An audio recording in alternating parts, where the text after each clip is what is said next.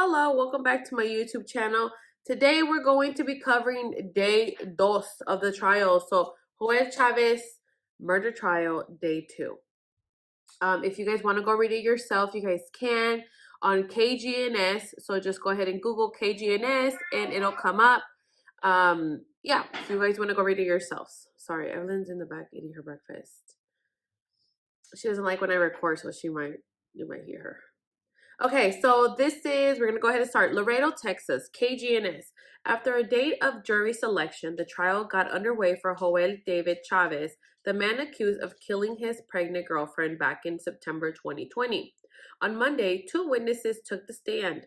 Those included Gracie Espinosa's sister, Maria, as well as Gracie's friend, Ryan Christopher Mendiola.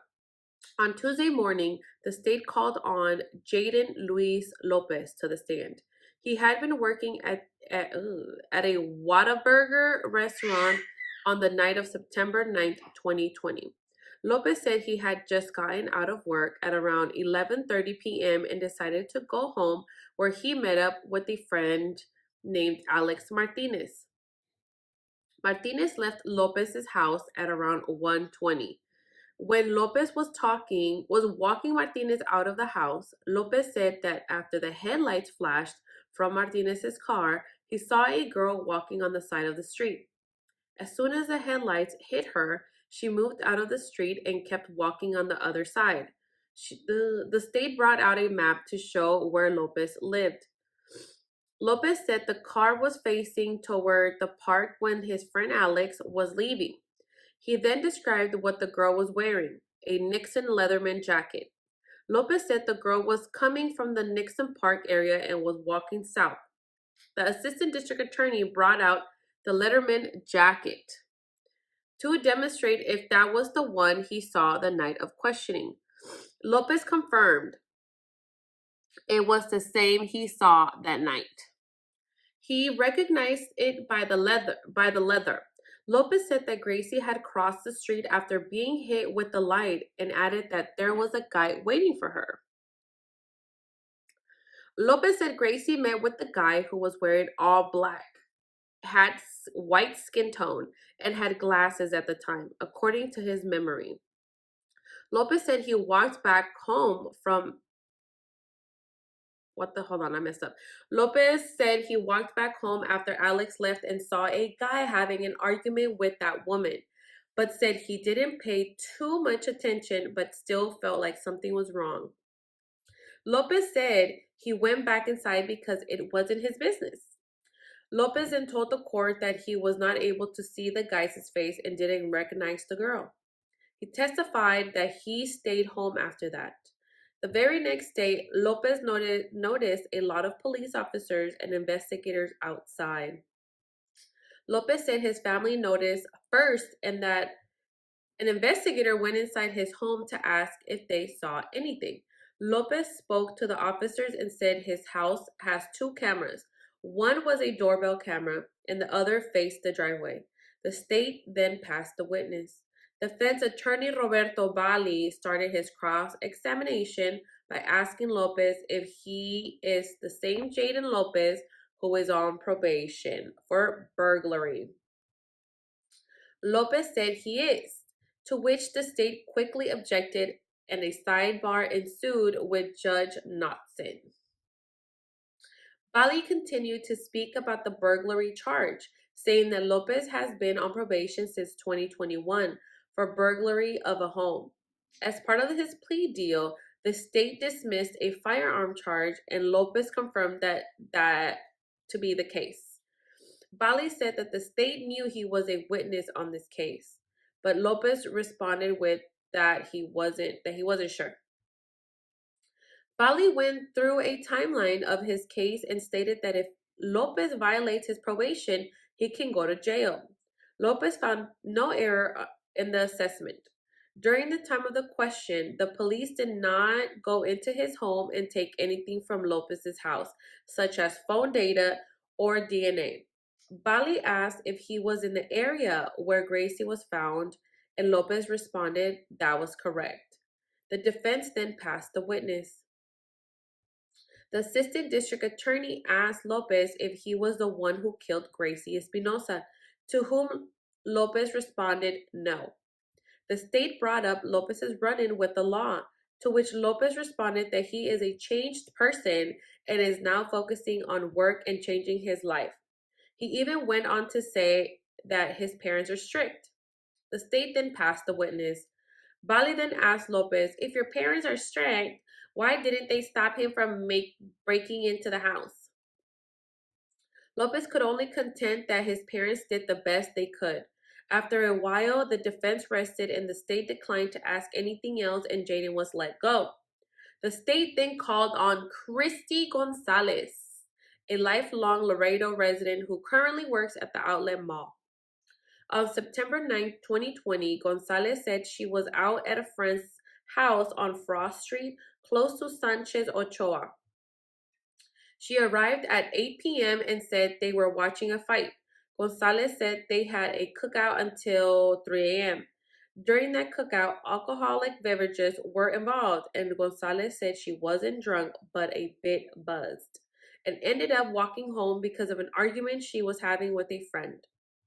Gonzalez said the walking route that she took was all over the place because she took small streets to avoid her friends who were looking for her. Messages from Gonzalez and her friends were shown during the time she was walking home.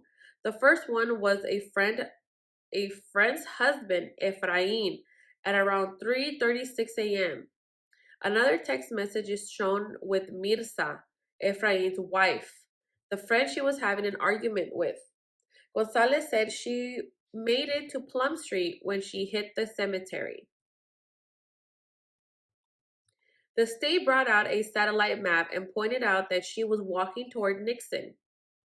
Gonzalez stopped at the park at that point because she realized that her Lyft arrived at her friend's house. Gonzalez said she was on the phone with her Lyft driver to try to request a driver to go pick her up on Plum Street, but the driver refused to go there. Gonzalez said there was some light while she was waiting by herself. A state exhibit shows screenshots of the Lyft driver who canceled Gonzalez's ride at 3:56. Gonzalez was at the park when she heard some music in the area. She kept walking toward Nixon. She was at the benches in the park, so she had to pass the baseball field. Gonzalez said she stayed on the well-lit side of the sidewalk. The assistant district attorney asked Gonzalez if she saw a dead body or a person sleeping in the area. Gonzalez replied no. The assistant district attorney asked Gonzalez if she saw a body, would she have noticed? And Gonzalez said she would have because she was aware of her surroundings and wanted to be safe. She would have definitely seen it if she was like, somebody behind me. You know what I mean? You would see. I wonder what the color of the jacket was. Gonzalez said she ended up arriving home at 4 a.m. and went to sleep right after. Gonzalez said that she went to work at around 10:45 the next day. She said that a friend went into the store and told her they had found someone in the area. The assistant district attorney asked Gonzalez if she saw anything, but Gonzalez replied that she did not see a body or hear any yelling or screaming at that time. The state passed a witness and defense attorney Roberto Bali asked about the cookout. Bali asked what type of beverages she was drinking. She fucking said alcoholic beverages. Sir. Gonzalez said they were drinking beers and shots, estimating that she had 4 shots and had drank 6 beers during the course of the night. Bali went to the text messages where Efrain said he was worried about her. Bali said that her judgment wasn't the best that night since she was acting a little dramatic. I can't stand what these men calling us dramatic, dude. With some of her actions and responses through texts. Gonzalez said she was more triggered by her friend's persistence in wanting to debate the issue they were arguing. Bali said that Gonzalez's friend was trying to make peace, according to the text messages, to which Gonzalez agreed that they were concerned for her safety.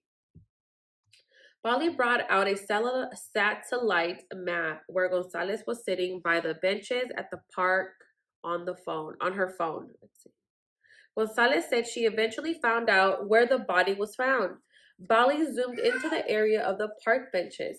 Bali pointed to where the body was located, and Gonzalez stated that she would have seen the body since it was near the location she had passed by. Bali said that she had been drinking on the phone and scanning the neighborhood while walking. Gonzalez said although she was drinking during the cookout, she was not out of her mind. Bali said she ended up walking on her own, but Gonzalez maintains that her state of mind was coherent. The defense passed the witness. The state then spoke about the drinking issues, saying that Gonzalez was fine and could have had more if she wanted to. Damn, okay. Gonzalez stormed off because she did not want to continue with the fight over the dumb argument, she testified. The state re-examined the text messages and pointed out that there were no misspellings, a common indicator that she would not have been in control of her actions. The state showed the map of Gonzalez and said she was concerned at the park. She heard music and thought people were nearby. Huh. Like, what kind of music? Like, phone music or like party music? Interesting. The state asked if Gonzalez had seen how the body was found with the Letterman jacket and how the body was positioned at the light post.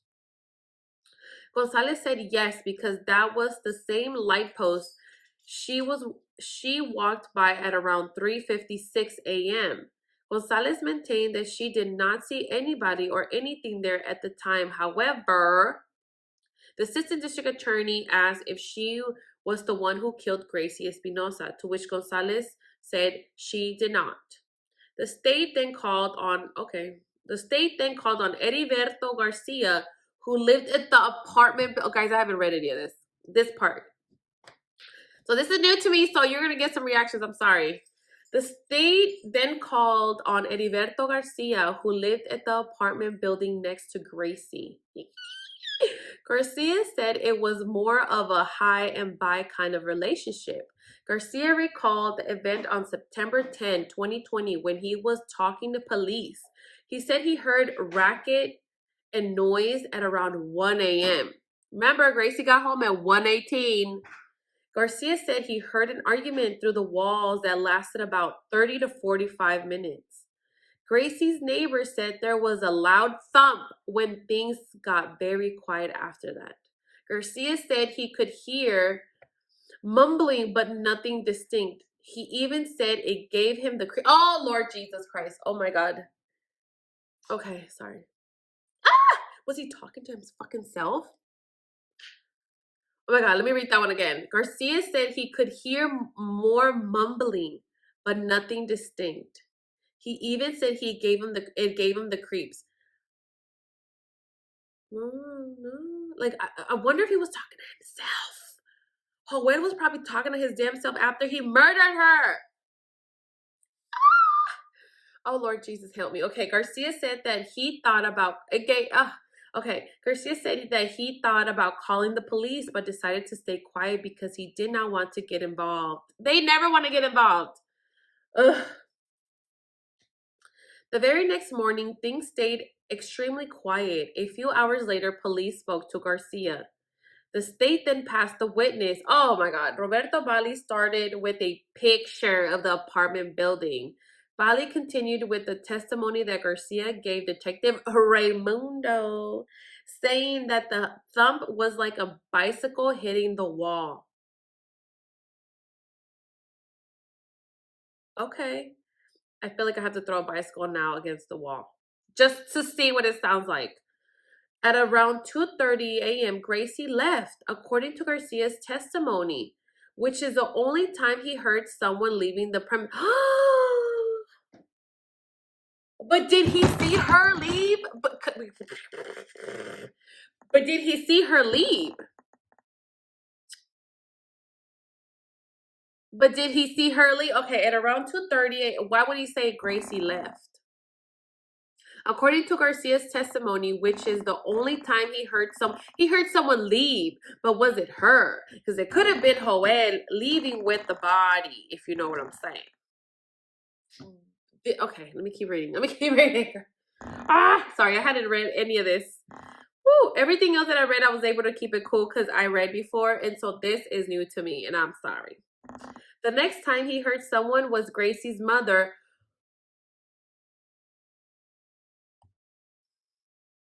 Didn't Joel say that he got home at 5 a.m.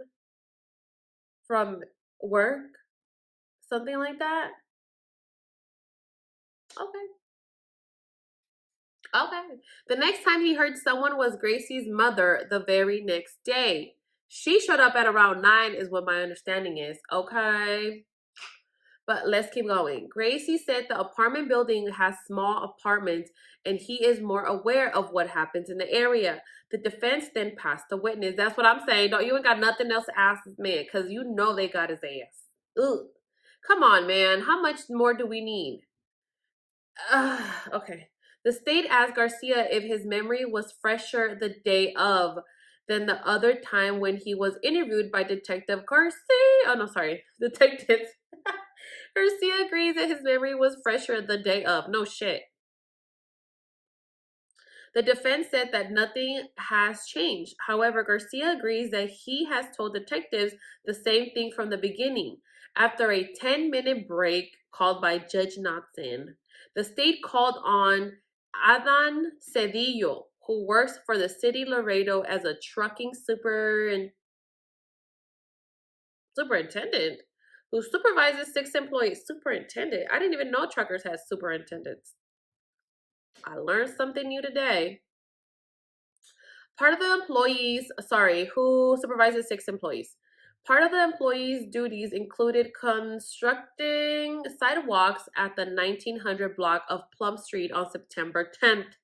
Oh my God, there's just so many damn witnesses. Oh my God. Just not when she got murdered.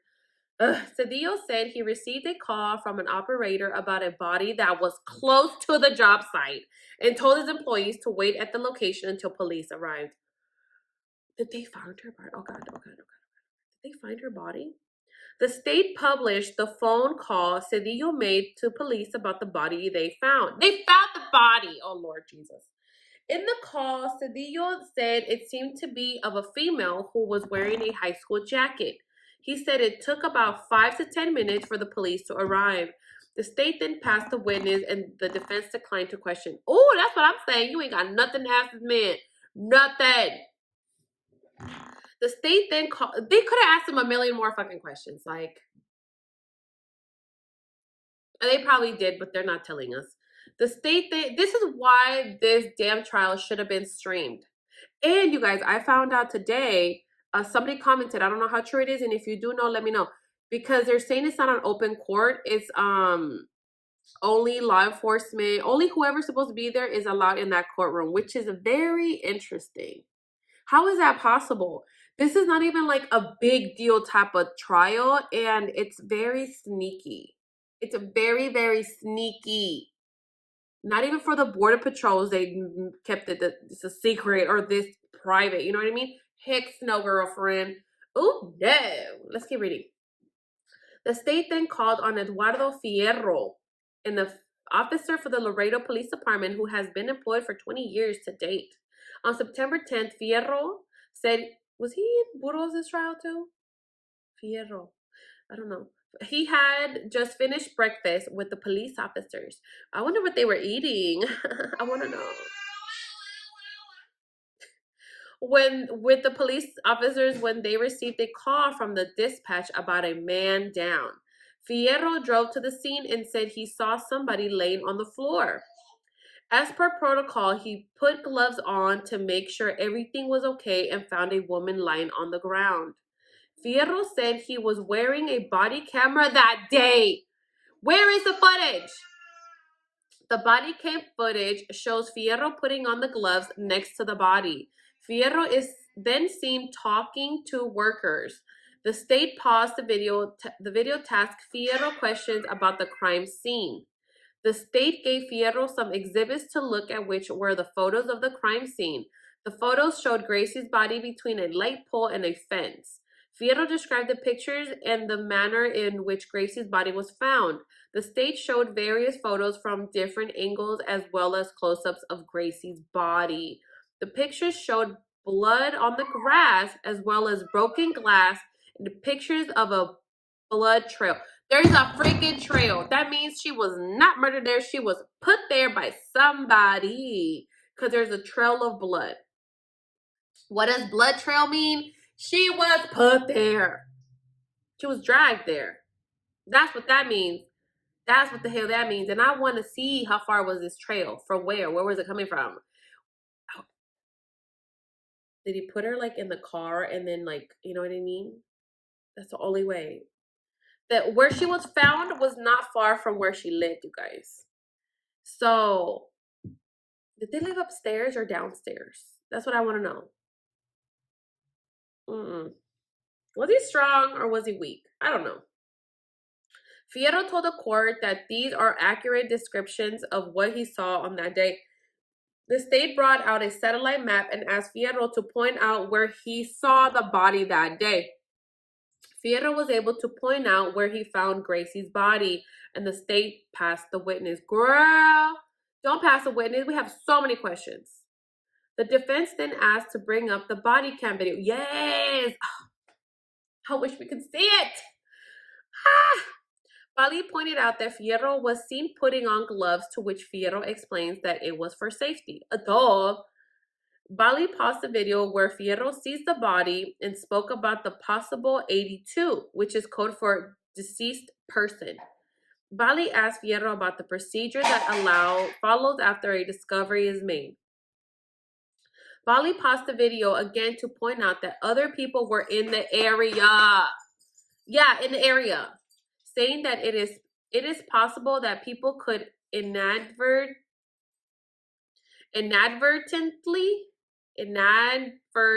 I have never heard that fucking word before, or on purpose mess with the crime scene, to which Fierro said is a possibility. Yeah, because she was out in the open. And people took pictures of her body, you guys, before the cops, I think, even got there. Because there's no way they would have got pictures of her when the cops were there. So they took pictures of her body before they got there, which is crazy. The video continues and Bali pauses a little while later and said, at this point, Fierro has to worry about the integrity of the crime scene. Bali points out that there is only one other officer there at the beginning, pointing out the lack of manpower, to which Fierro agreed. How many fucking people do you need? You only need one, really. Leave her alone and control the situation. Everybody get the hell out of here. Go to your houses, y'all ⴄᴗⴅsos. You know what I'm saying? Get out. Bye. It's easy. It's easy. You don't need a million fucking people. You know what I mean? Secure the scene and then direct. Get out of here. Goodbye. You don't even need two people. You need one person. Okay? That's it. Wait till, girl, please. Okay, anyway, let me keep going. Bali points out that there's only one officer, blah, blah, blah. Bali said the individuals and the cars are within what is considered to be a crime scene. Bali said that the individuals and the cars were within what is considered to be the crime scene, and Fierro agreed. Yeah, it was in the fucking street, bro. What do they think? Nobody's there? Literally. Bali pointed out that it is better to have the individuals outside the crime scene, and Fierro agreed. The defense then passed the witness.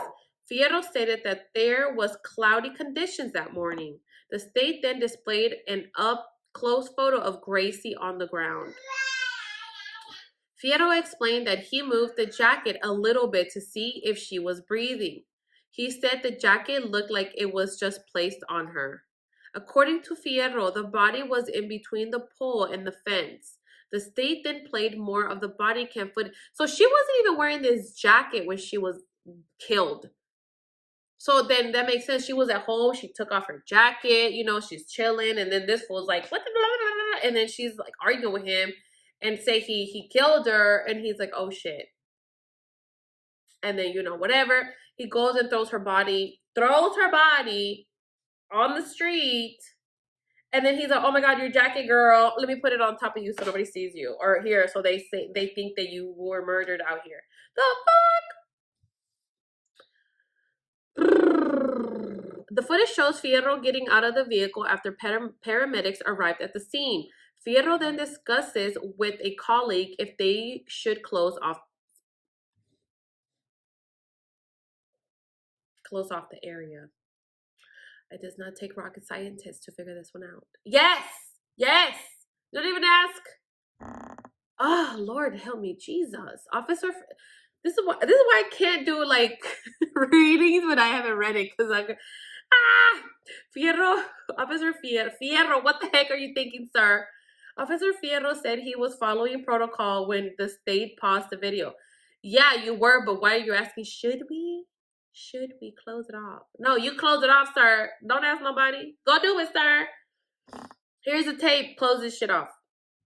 Fierro reiterated that he is concerned with securing the crime scene. Were there hella people there?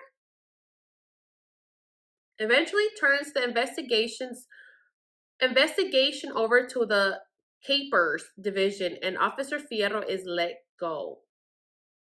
The state then called Luis Reines.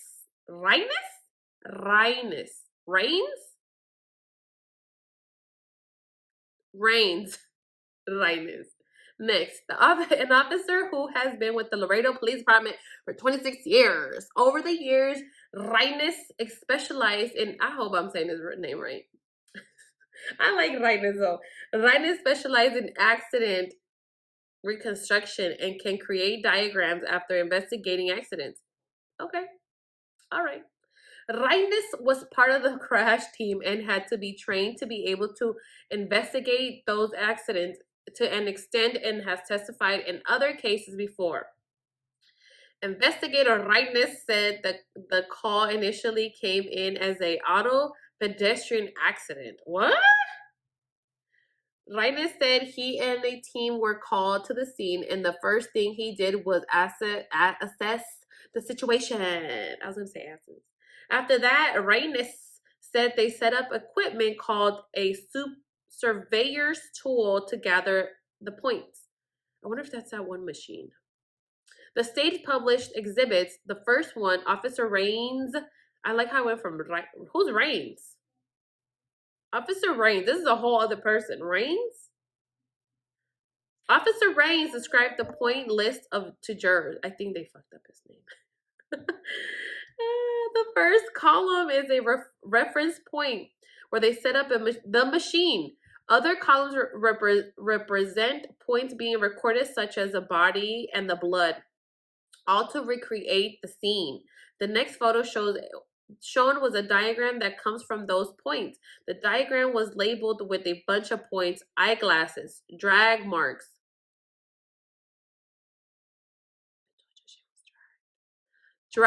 Oh Lord, shit, girl. Drag marks, blood, the body, scrap marks. What the hell is scrap marks? Scrap marks? Where the light pole was in the fence. Scrap marks. Somebody explain what the hell scrap marks are. The next diagram is where they found blood and blood droplets they found at the scene. The state asked about the spots where they found blood. Officer Reines said the tools and softwares are accurate and said it is being used all over the industry. The program is called Reveal, to create diagrams that can recreate crime scenes. Damn, that's cool. Autopeds, etc. The state asked Officer Reines about the blood drop across the street. The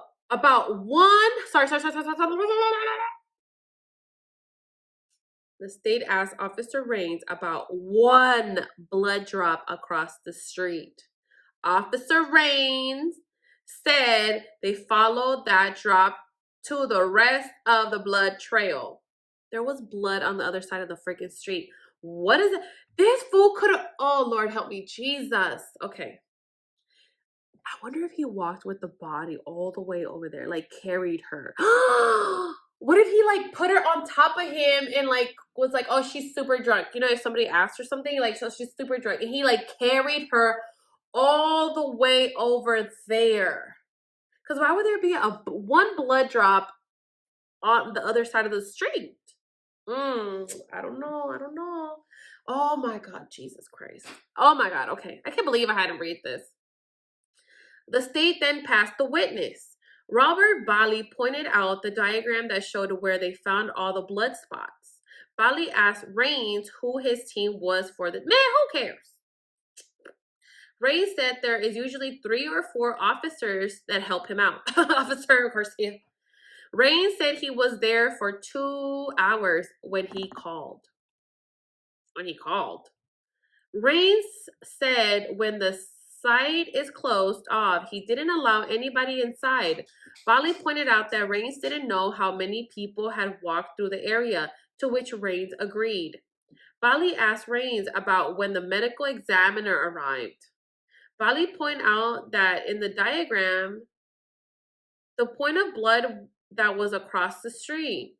Bali said more evidence was collected at another time across from the blood point.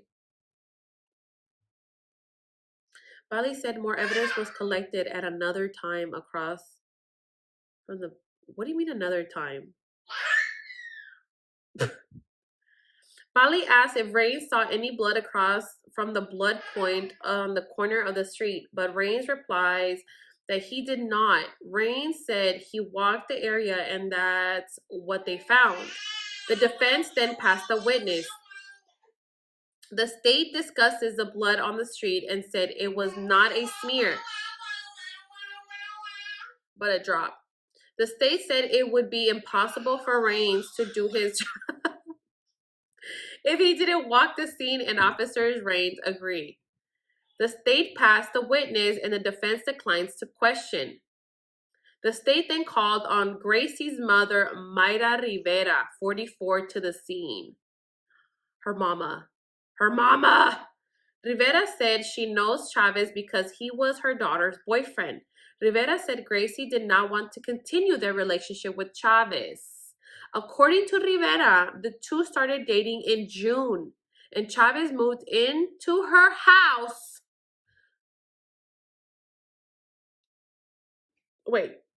Around July after about a month of dating.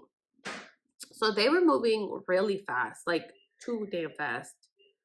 Rivera said that Chavez took Gracie to the beach during the COVID pandemic and that Chavez's parents didn't want Chavez in the house because he took the car and they got mad. That's kind of weird. Sorry, my house is crazy. Gotta do what we gotta do. Chavez needed a place to stay, so Chavez stayed at Gracie's house and the parents took his car, according to Rivera. During the beginning of the relationship between Gracie and Chavez, Rivera saw Chavez as a nice boy, but Gracie told her he was all over her.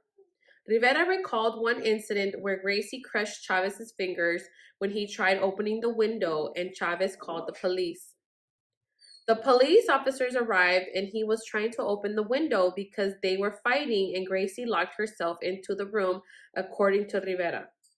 Rivera said that Gracie did not want to talk to Chavez and Chavez attempted to get in by opening the window, but Gracie crushed his fingers.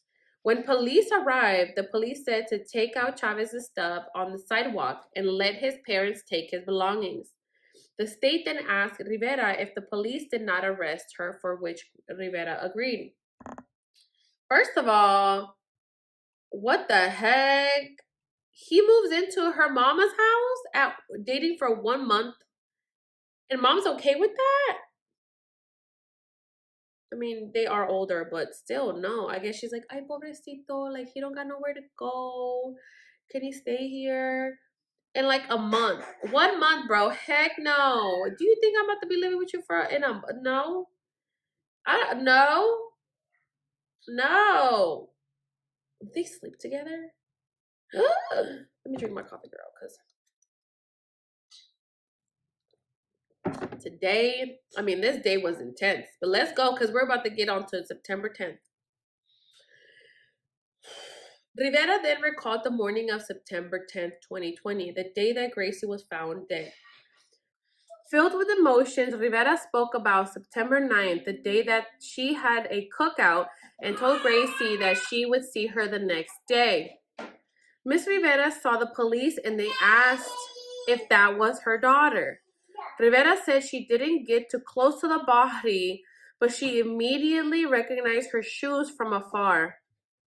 Rivera said she then knocked on Chavez's door and asked him if Gracie was there, to which Chavez replied that she wasn't there because he caught her texting.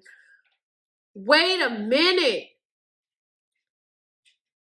Wait a minute. Let's read that again, you guys. Let's read this one more freaking time because... Okay. Miss Rivera saw the police and they asked if that was her daughter. Rivera said she didn't get that close to the body, but she immediately recognized her shoes from afar. Rivera said she then, after that, she saw the body, the shoes. Rivera said she then...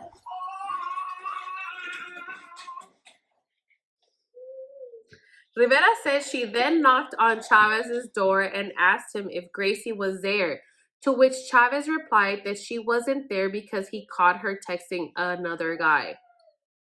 So she's not here because you caught her texting another guy? What do you mean? Okay, let's keep reading because this is interesting. I just want to... Rivera said that she noticed that Chavez was acting very strange as he had been crying all night. Yeah, because he murdered her. She then went back home to look for Gracie, but she wasn't there. I am so freaking confused.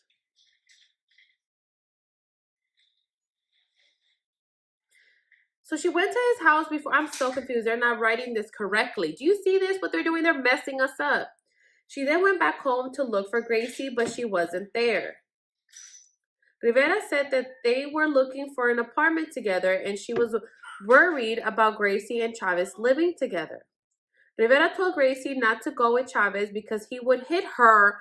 And now that they were... Hold on. Wait. Hold up. Wait. Rivera told Gracie not to go with Chavez because he would hit her. And now that they would be alone together, Gracie told her that would not happen and that she was pregnant. Wait a minute.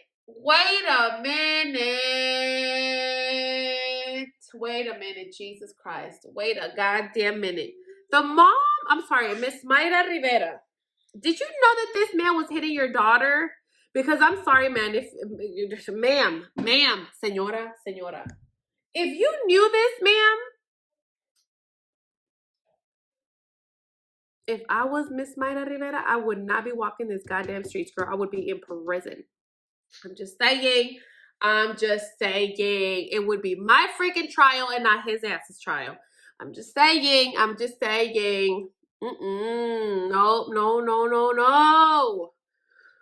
And what do you mean? If he hit her when she lived with her mom, I love how she thought, she's like, oh, well, now we're going to be alone and I'm pregnant. So now he's not, girl. This is more reason for him to act out. Okay, let me keep reading. Let me relax. The state asked Rivera, who opened the door to the apartment, and Rivera pointed at Chavez. Wait, what? The state asked Rivera, who opened the door to the apartment, and Rivera pointed at Chavez in the courtroom. Him. Rivera said that Chavez opened the door but kept his foot there so she couldn't see what was in the... Girl, get the hell out of the way, you little ass kid. Oh, my God. I have so many goddamn questions. What do you mean the state passed the witness to the defense? No, we don't. Goddamn don't. Did you push the goddamn door in, ma'am? Did you throw your body at the fucking door? Because this is weird. Jesus. Let's see what Bali's gonna say. Because, girl, they're stressing me the hell out. It's Friday, girl. No. Roberto Bali brought up the window incident and asked Rivera how it happened. Bali then brought out a picture of the apartment where Gracie and Joel lived. Bali then asked if Miss Rivera had ever met any boyfriend named Ryan, to which Rivera said no. That was not her boyfriend, sir. That was her boo thing. Come on, get it together. Gracie did not tell her about a boyfriend because he wasn't her boyfriend. That was her lover. That was not her boyfriend. Stop calling him her boyfriend. We didn't call Sahara Burgos' girlfriend, did we? No, we didn't. Just saying. Bali asked if she knew that Ryan was with her on September 9th. And Rivera said no. She didn't know about Ryan until after Gracie had passed away.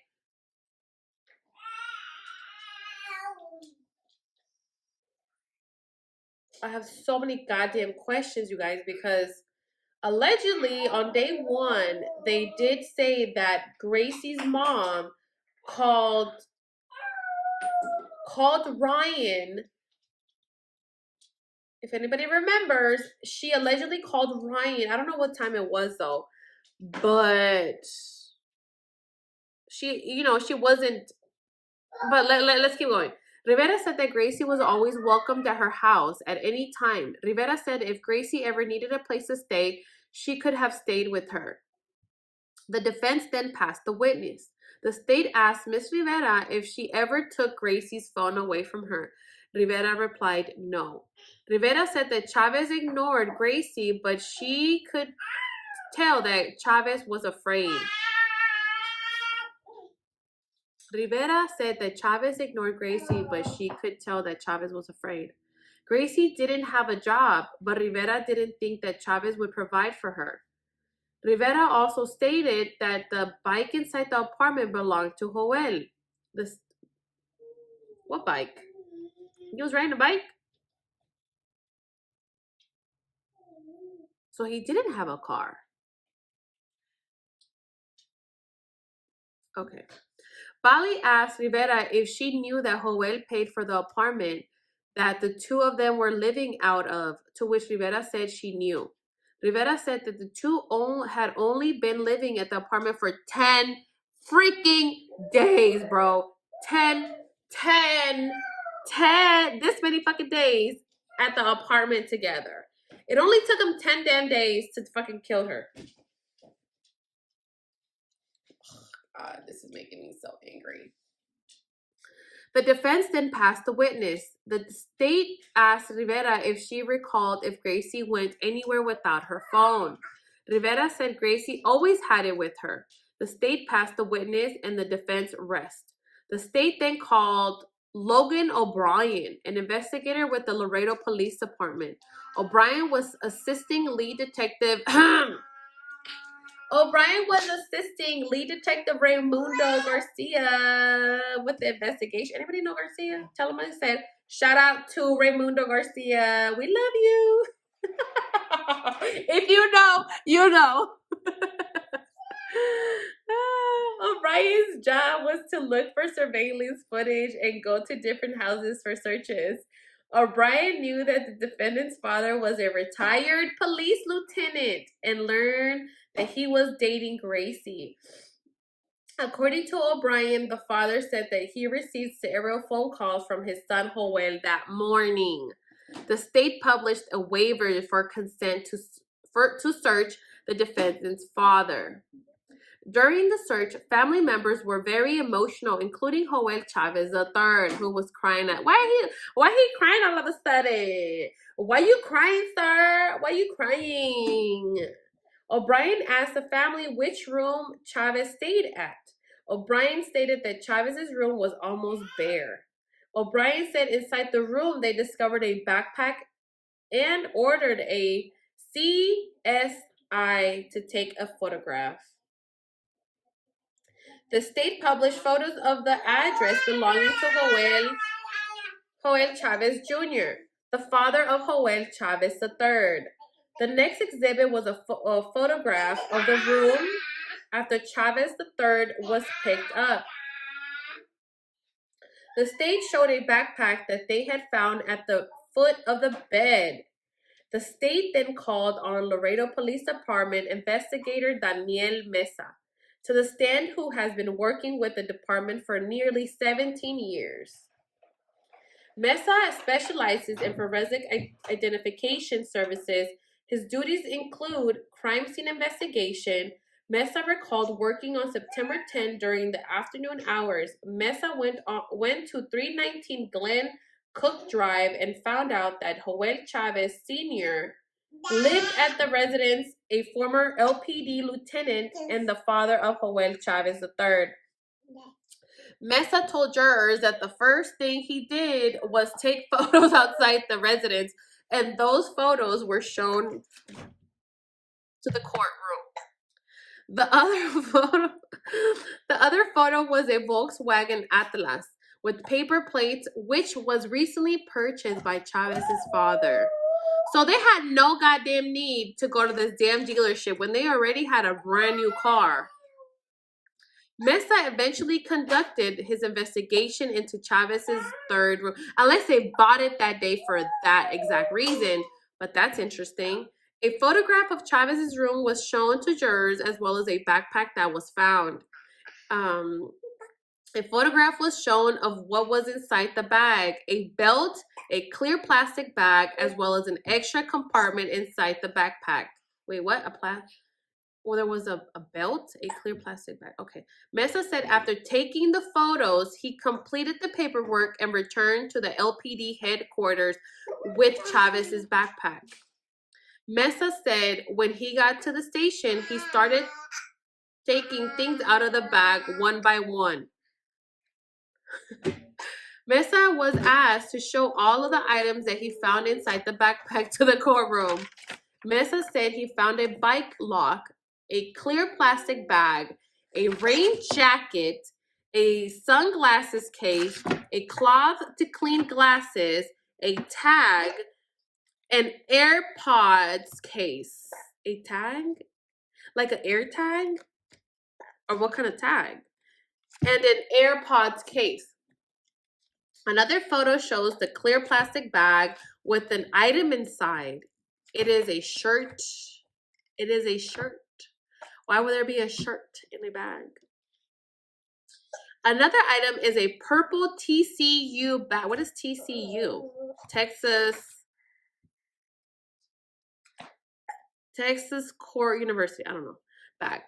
Which was inside the backpack. Inside the backpack was also an HEB receipt dated September 9, 2020. Ah, Jesus Christ, you guys. This is a longer day. This is why. But it's almost over.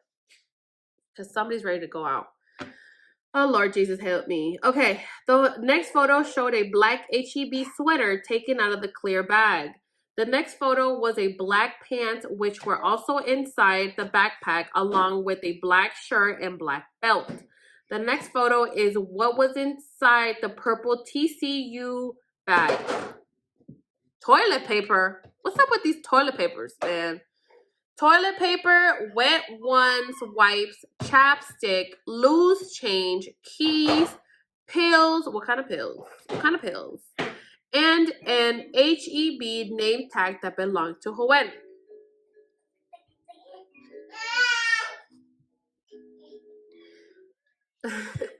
Next time I'll make sure Evelyn's asleep for the rest. Inside the bag maybe. They also found Lysol wipes, baby wipes, Clorox wipes, and HEB plastic bag. A black trash bag and red gloves were shown in another photo. Mesa said that they were inside the clear plastic bag, and the clear plastic bag was inside the trash bag, which all were inside the TCU bag like a Russian doll set. Oh, I bet. So they had all these damn wipes and Lysols and toilet papers. I mean, maybe not the fucking toilet paper, but the Lysol wipes, Clorox. Why do you have so many Clorox wipes? All these kind of wipes, HEB plastic bag, you know, whatever the fuck, I don't know, wipes and shit. They were all inside a clear bag. That clear bag was put into the trash bag, and that trash bag was put into this TCU bag, and then in the back. Oh, is the whole backpack a TCU backpack, or is it a whole different bag? Okay. The state brought out an exhibit which was the TCU bag, as well as various items for the jury.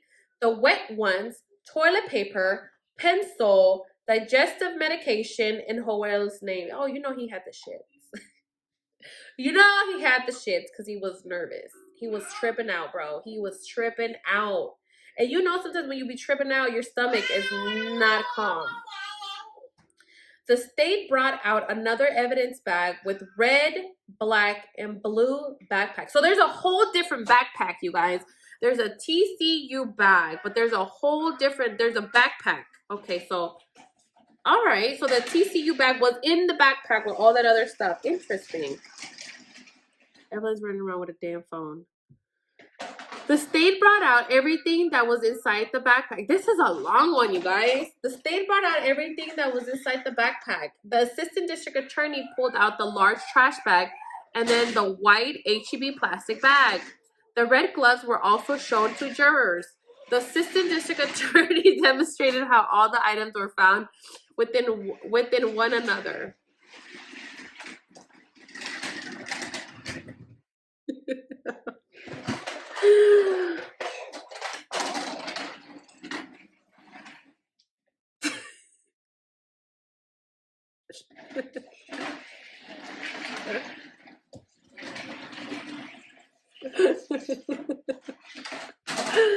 She's running around pulling a damn Minnie Mouse phone. Hey, can you stop for like 5 minutes real quick? After the backpack was recovered, you remember, you guys can fast forward into, I'm just going to leave this in. This is funny. After the backpack was recovered, ᴊ𝒓 said once he finished inventory, ᴊ𝒓 went to Frost Street and took photos inside Joel Chavez's apartment. ᴊ𝒓 said he took general photos such as a bin of shoes that was collected. The state then passed the items. Roberto Valle asked ᴊ𝒓 if he is with Forensic Identification Services, FIS, which ᴊ𝒓 agreed. ᴊ𝒓 said every time he handles a case, he needs to keep court and jury in mind. ᴊ𝒓 said that's all correct. Valle spoke about what ᴊ𝒓 has control over once he takes over the crime scene. Valle pulled out a picture that shows Joel's apartment. ᴊ𝒓 said that he collected items from the apartment. A photograph of the apartment on Frost Street was shown to jurors. Valle said that the people could have brought in soil, debris from their shoes inside the apartment, to which ᴊ𝒓 said it could be true. ᴊ𝒓 said he is not sure that everybody had their shoes covered, but he did. Valle pulled up a photo of the bed sheet and more photos of the bedroom. Valle then asked why one photo with Valle then asked why one photo with the evidence marker was the bedsheet crumbled up on the floor. The state picked up questioning and said that ᴊ𝒓 could not perform his duties without touching anything or walking anywhere. ᴊ𝒓 agrees that he is training along with other detectives to be mindful of everything. Any officer to the scene is cautious to preserve the scene, to which ᴊ𝒓 agreed. ᴊ𝒓 said that he did not know if anybody had their shoes covered. Valle said that everybody is trained to be cautious and preserve the scene, and yet they should have been trained to not throw that sheet on the floor. ᴊ𝒓 reluctantly agrees. Defense stops after that one question. The state then called on Webb County Medical Examiner Dr. Corinne Stern. Dr. Stern explained the cause of death versus the manner of death. Dr. Stern's testimony is that asphyxiation is what killed Gracie, and all her stab incision wounds were when she was already dead. Dr. Stern said when Gracie died, her baby died as well. That is just so freaking sad. You guys, she was 2 months pregnant at the time. Let's see if they tell us exactly how far along she was. Because we don't know exactly how many weeks she was. I know that I've heard 2 months. Everybody keeps saying 2 months. The defense declined to question Dr. Stern, and the state called on Ivan Estrada. That was it? That was a waste of fucking time. What do you mean? What? What do you mean? All right, let's go to fucking Iván Estrada. Estrada is 21 years old. Sorry. Estrada is 21 years old, a Nixon High School graduate who currently works at a warehouse. Estrada recalled the moment on September 9, 2020. He said he was playing video games at a home located at the 3600 block of Marcia Avenue. Estrada told the courtroom that he left his house to go to the park with his friend, Javier Jaramillo, to go jogging and exercise. Estrada said he was at the park behind Harmony for about an hour and left at around 9:20 p.m. After jogging at the park, he went to Mart. Is that like a Mexican market? To drop off his friend at around 9:30. Estrada said he got home a little while later and started playing video games until 11 p.m. Estrada said he was watching I love The Office. The Office on his brother's computer from 11 p.m. to 3 a.m. That's my kind of person. On September 10. Estrada woke up the next day at around 11 a.m. and started texting his friends. When he logged into Facebook, he saw all of the posts related to Gracie. The state brought out the Facebook post that Iván commented under. It was a long post under the name of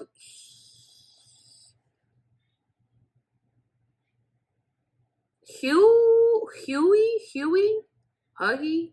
I don't fucking know. Estrada said he knew the person who was behind the account and said it was one of his friends' memes account. The state showed Estrada's account as well as his comment under that long post that read, "I didn't mean to kill her. It was an accident." This is why we should not be playing around with these stupid memes. Huey expletive deleted. I guess he deleted it. Responded to Estrada's comment saying it was not funny. Estrada read the whole post in the court about being considerate of the victim who passed away. The assistant district attorney asked Iván why he would write a comment like that. Estrada said it was to make people laugh since it was a meme account. Wait, what? The assistant district attorney asked Estrada, when you saw this post, did you know what it referred? Iván said he did not.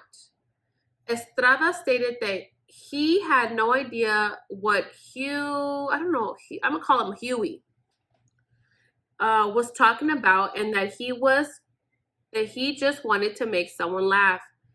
Estrada said that Huey posted a lot of satirical posts on his account, and this was one that he thought he was joking around. The assistant district attorney asked Estrada what he did after he posted his comment. Estrada said he put his phone down and continued watching The Office. Later that day, Estrada saw a story that read RIP and noticed that it was Graciela Estrada who died. Sorry, Estrada, what the fuck? Espinosa. Graciela Espinosa. That name I can never just... Estrada said he knew her from ROTC. After Estrada found out about Gracie's passing, he said he deleted his post because reality set in. He said that it was someone he saw in school and interacted with. Estrada said he realized how stupid it was what he was trying to do for laughs. Had gone to a party to her house sometime in June after his graduation. Estrada had texted with Gracie about one of his friends that she liked back in the day. Detectives eventually showed up at Estrada's house and questioned Iván. Estrada said the police asked him about his comment and his post in his room. Estrada said oh my God, this hair, you guys. Estrada said they asked about Gracie and he was taken to the station on that same day. Estrada said that he was cooperative with authorities and answered everything they asked and even provided a DNA sample. The assistant district attorney brought up the post once again, to which Estrada said that he realized that he was joking about someone's death and that he regrets his comment. The state then passed the witness. Bali stated that police only took Estrada's jacket and nothing from his kitchen, such as knives or his car, to which Iván agreed.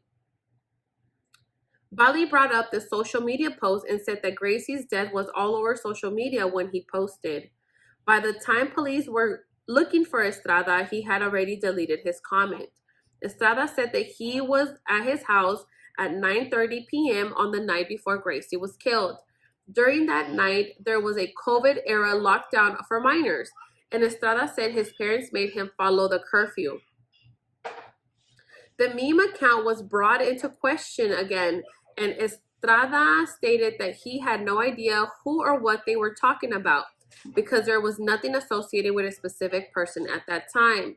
The state passed a witness, and Bali asked Estrada that he went to a party at Gracie's house, which was in violation of COVID rules. Oh my God.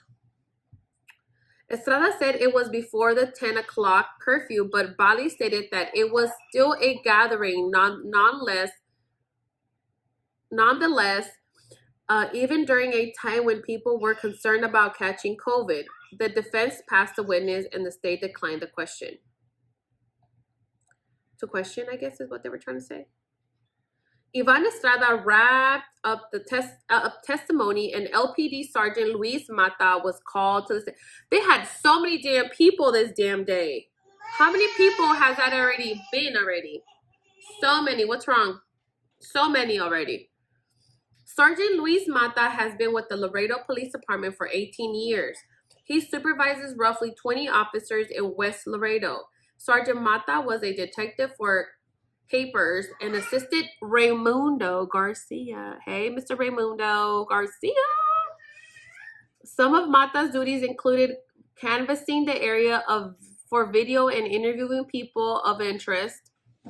Sergeant Mata spoke about Estrada's comments on social media, implying that he had killed Gracie, and said that it made him a suspect. Really? It's a fucking comment. Like, really? Did we find anything else? DNA? Did he hang out with her? Did he see her? How was he involved with her? Really? Authorities were able to track down where Estrada lived, where they searched his room to see if they could find any piece of evidence that could tie him to the scene. Sergeant Mata said it was believed that the suspect was wearing a dark windbreaker, so Mata was looking for something along those lines. Did y'all look for that shit at Joel's apartment? I hope y'all did, because the fuck. Sergeant Mata was able to recover a windbreaker, but it had no consistency with being at the scene. Sergeant Mata also asked Estrada for a saliva swab of DNA, to which Estrada consented to. During that time, Estrada's parents told them to be cooperative because of what he had posted. Sergeant Mata said Estrada was eventually ruled out, but not on that day. He needed to be interviewed him by his alibi, for his alibi.